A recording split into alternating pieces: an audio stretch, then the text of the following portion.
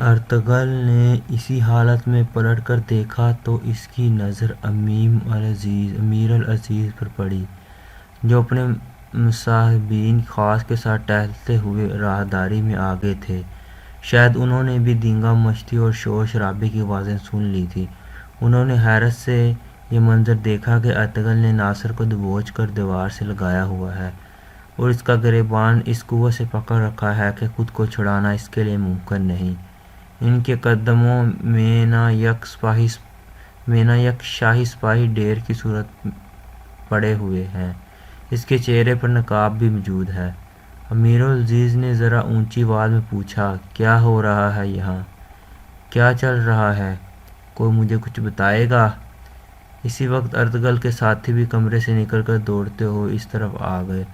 امیر العزیز کے بھی کچھ لوگ ان کے پیچھے چلتے ہوئے راہداری میں آ چکے تھے۔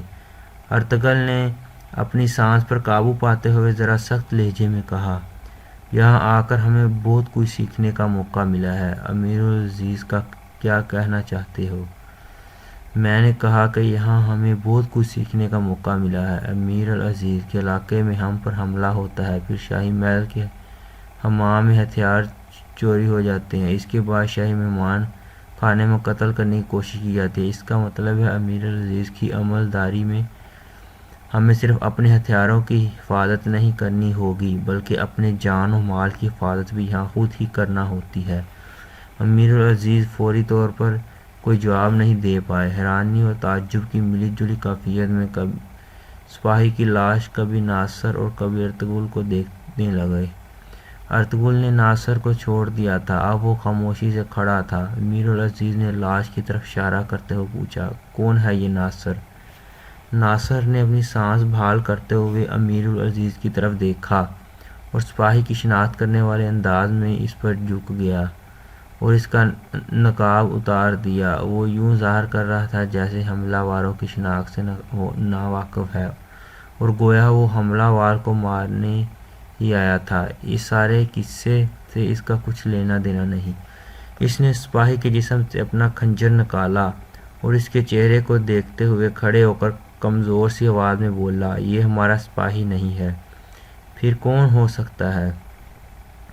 اس کے گلے میں سلیب سے اندازہ ہوتا ہے کہ یہ کوئی صلیبی جاسوس ہے جو سپاہی کے بیس میں اندر تک آنے میں کامیاب ہو گیا ہے۔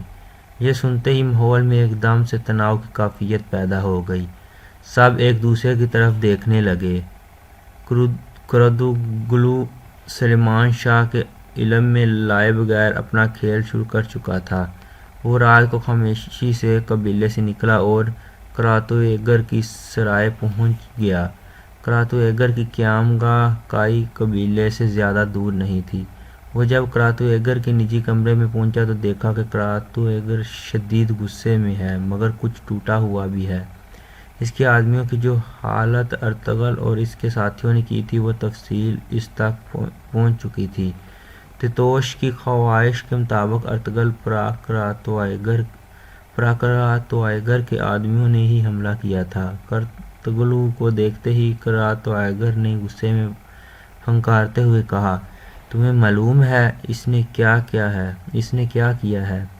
اس نے میرے آدمیوں کو گاجر مولی کی طرح کاٹ دیا، ان کی گردنیں اڑا دی، کسی ایک کو بھی زندہ نہیں چھوڑا۔ قبیلے میں جانے والے میرے آدمی بھی اپنی جان سے ہاتھ دھو بیٹھے، صرف ایک ہی بچ کر واپس آیا ہے، سب اپنی جانوں سے محروم ہو گئے۔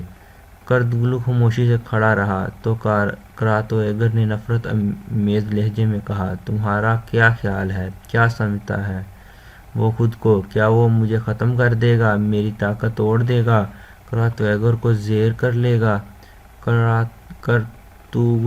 کرتگلو نے اس کا غصہ بڑھانے کے لیے چالاکی سے کام لیتے ہوئے کہا، تم اس کو سمجھ نہیں پائے کراتو ایگر، وہ ایک آندھی ہے، چاہے تو تمہیں اڑا کر لے جائے، چاہے تو تمہیں کچل کر رکھ دے۔ دعا کرو کہ وہ تمہارے سامنے نہ آئے ورنہ سب کچھ بہا کر لے جائے گا۔ اس کی توقع کے مطابق یہ سنتے ہی کراتو ایگر کا خون کھول گیا۔ اس نے تلملا کر کہا، کیا کہنا چاہتے ہو تم؟ وہ معمولی سا ارطغرل اور تمہارا سردار سلجوق سلطان سے بغاوت کرے گا؟ اتنی ہمت ہو گئی ہے کیا ان کی؟ کرتوگلو نے ذرا سخت لہجے میں کہا۔ کراتویگر بہتر ہوگا تم اب بکواس مت کرو، ہمیں بے وقوف مت بناؤ، سلطان کو اپنی ڈھال بنا کر ہم سے بات مت کرو۔ تم جو کچھ کر رہے ہو وہ سلجوق سلطان کی اماں پر نہیں کر رہے، اس کی مرضی اور اجازت کے بغیر یہ سب کچھ کر رہے ہو۔ کراتویگر نے تلملا کر کہا، بکواس میں نہیں کر رہا کرتوگلو، تم کر رہے ہو، اپنی زبان کو لگام دو۔ کرتوگلو نے ایک اور چوٹ کرتے ہوئے کہا، میں زبان کو لگام کیوں دوں، جبکہ میں اچھی طرح جانتا ہوں کراتویگر کہ تم سلجوق سلطان کا نام لے کر بہت کچھ غلط کر رہے ہو۔ سلجوق سلطان تمہارے کالے کرتوتوں سے واقف ہے، مگر میں تمہارے ایک ایک حرکت پہ نظر رکھے ہوئے ہوں۔ میں جانتا ہوں کہ تمہارے صلیبیوں سے کس طرح کے مراسم ہیں، اور یہ جو قیدی ہیں ان کے ذریعے تم علاقے میں اپنا اثر و رسوخ بڑھانا چاہتے ہو۔